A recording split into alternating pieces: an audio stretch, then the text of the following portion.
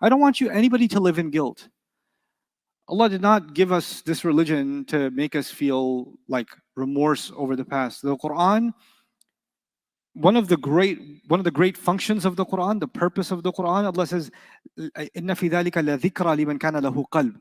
It is a powerful reminder for someone who has a heart. So anything related to the heart, the most comprehensive answers for how your heart should feel is in the Quran. And in the Quran, if someone has lived a life of sin or a life of forgetfulness or a life of mistakes or a life of neglect, etc., does Allah say you should now feel guilty until you die for how you have lived? Does the Quran ever do that?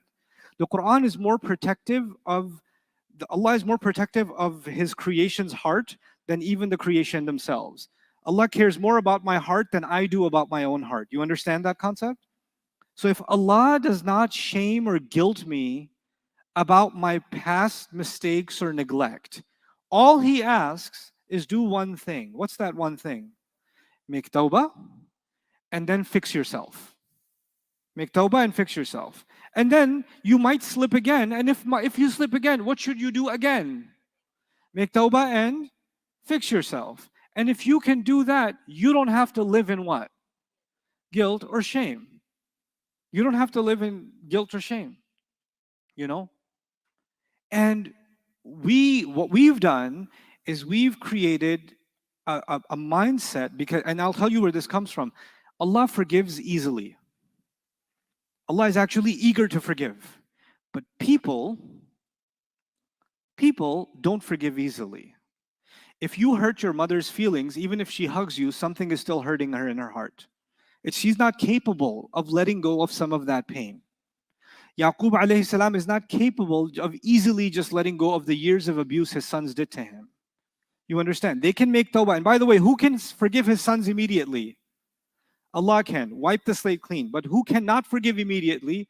Yaqub alayhi salam. He can't do it. He can't just do it. Rasulullah sallallahu alayhi wasallam in one narration couldn't look at Wahshi. He accepted Islam. What do we know about accepting Islam? What happens to all your sins? They get wiped out. Wiped out by who? By Allah. In fact, accepting Islam is a kind of tawbah. And tawbah means all your bad deeds get converted into good deeds. That's how much Allah loves. فَأُولَٰئِكَ يُبَدِّلُ اللَّهُ سَيِّئَاتِهِمْ حَسَنَاتٍ. Allah replaces their evil deeds with good ones. That's Qur'an's promise.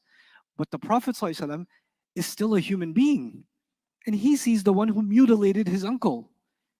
Right? So he can't see. It's not that he doesn't forgive him, but he can't forgive him the way Allah forgives him. Now what happens with us coming to 2024, 2023, and this era that we live in and we're heading towards, what happens now is people use Islam because we make each other feel bad anyway. Okay, I can make you feel bad for coming late, or I can make an employee feel bad for making a mistake, or I can make a family member feel bad, or they can make me feel bad, or you never call, you never do this, you never do that. We guilt each other all the time.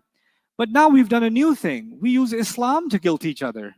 It wasn't enough that we're guilting each other. Now we add in, Allah doesn't forgive when you do this, right? Allah does that, right? Allah. So now we're using Allah to make sure someone stays inside their guilt. Now we use God as a weapon, basically, to guilt and shame someone. What does the Quran do? Make tawbah and move on with your life. What do people do? I will not let you move on with your life. You don't get to move on with your life. You have to stay exactly where you were. Know your place. It's as if Allah wants one istighfar, show of humility, and move on, and human beings want constant sajda. Human beings almost I want you to worship me to the point where you keep begging for forgiveness and begging for forgiveness, and then I'm going to say, your sorry is not good enough for me. Your sorry is not. God doesn't even demand that. Can you imagine if we had to beg Allah for forgiveness for everything we've done and it wouldn't be good enough? Can you imagine? Then it wouldn't even be right for us to ever get up from sajda.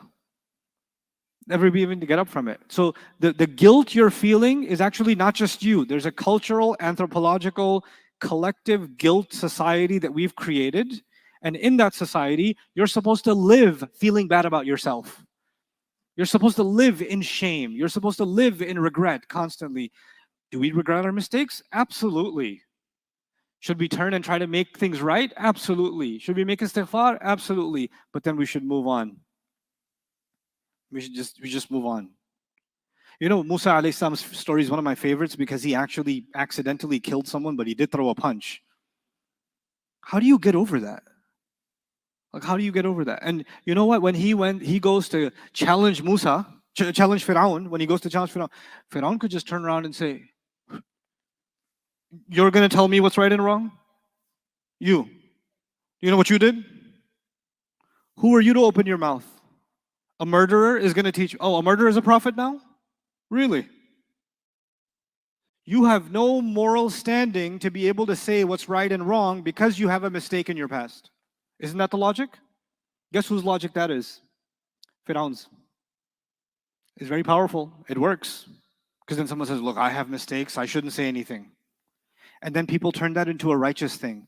I have so many sins myself. I have so many mistakes myself. Who am I to say anything about anything? I should just be quiet. And then anybody who's done any good should be quiet because they're aware of their flaws. So that nobody should speak the truth. Because is there anybody who exists that doesn't have sins?